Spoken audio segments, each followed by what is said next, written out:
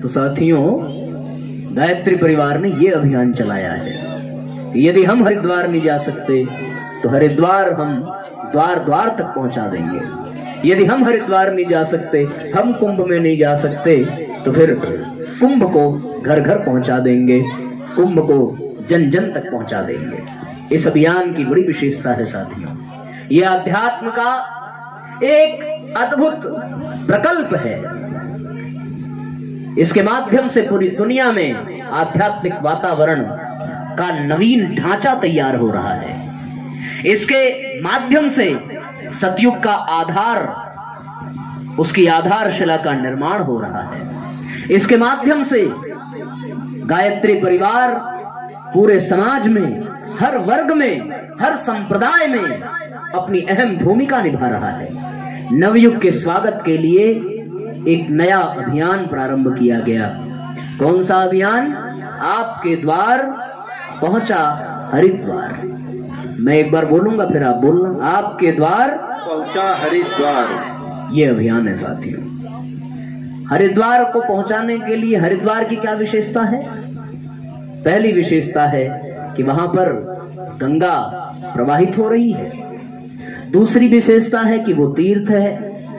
तीसरी विशेषता है कि वहां तप और ज्ञान की धारा बहती है। यदि ये सारी चीजें हमारे घर में आ जाएं, तो क्या हमारा घर भी हरिद्वार नहीं बन सकता? हमारे भी घर में तप और ज्ञान की धारा बहने लगे, हमारे भी घर में गंगा प्रवाहित होने लगे, हमारा भी घर तीर्थ बन जाए। और तीर्थ क्यों बना? तीर्थ बना यज्ञ और गायत्री के कारण। कोई भी स्थान वो तीर्थ तब बन जाता है जब वहां पर नित्य गायत्री जप हो और नित्य यज्ञ हो, तो वो स्थान तीर्थ बन जाता है। आप शांति कुंज चले जाइए, शांति कुंज को गायत्री तीर्थ कहते हैं। तीर्थ इसलिए नहीं कहते कि वहां लोग घूमने और दर्शन करने जाते हैं, बल्कि इसलिए कहते हैं कि वहां पर नित्य गायत्री का एक पुरस्चरण हो रहा है, नित्य वहां पर यज्ञ हो रहा है, इसलिए वो स्थान तीर्थ है। और यदि हमारे भी घर में नित्य गायत्री जप होने लगे, हमारे भी घर में नित्य यज्ञ होने लगे, तो हमारा घर भी तीर्थ बन जाएगा। हमारे भी घर में गंगा स्थापित हो जाए, हमारे भी घर में सद्ज्ञान की धारा बहने लगे, हमारे भी घर में तप की, उल्लास की, उमंग की धार बहने लगे, तो साथियों हमारा भी घर हरिद्वार बन सकता है, हमारे भी द्वार हरिद्वार आ सकता है। उसके लिए क्या करना पड़ेगा?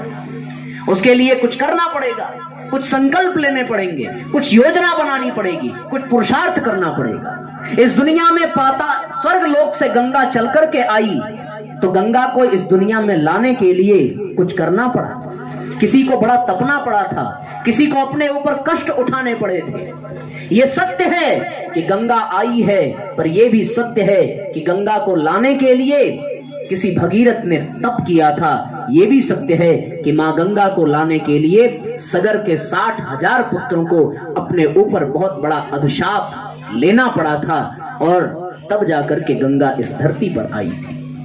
कहते तो ये भी हैं कि गंगा स्वर्ग में व्याकुल थी कि वो धरती पर चले और धरती के प्राणियों को उसका लाभ मिले। कहते तो यही हैं, पर स्वर्ग से गंगा धरती पर लाए कौन?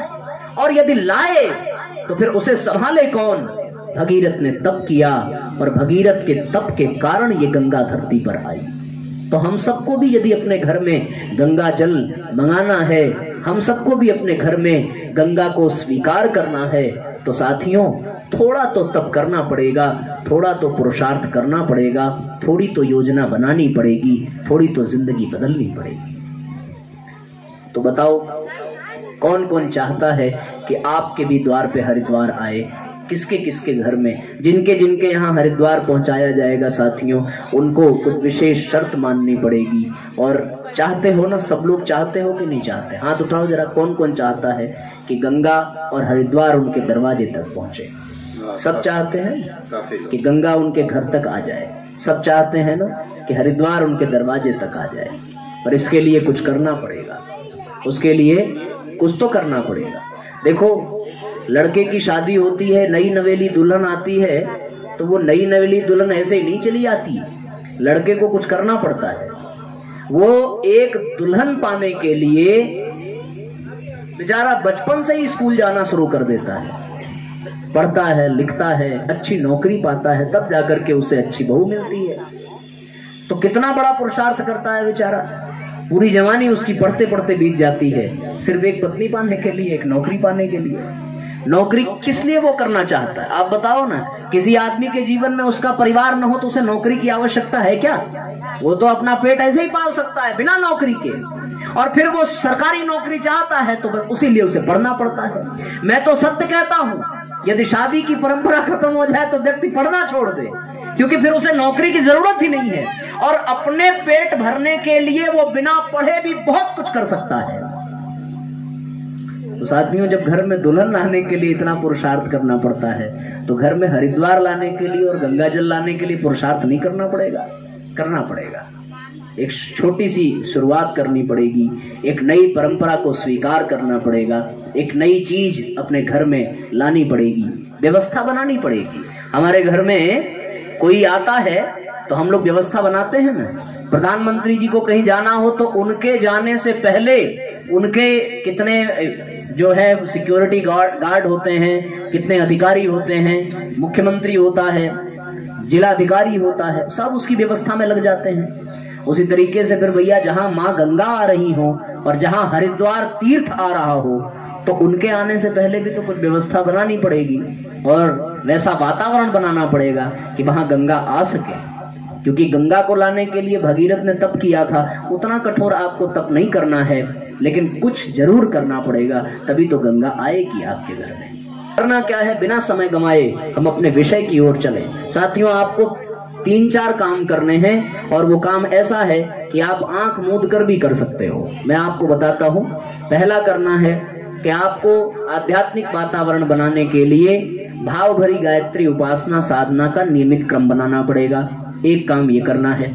दूसरा करना है कि भोजन से पूर्व आपको अपने घर में बलिवैश्य देव का यज्ञ करना पड़ेगा।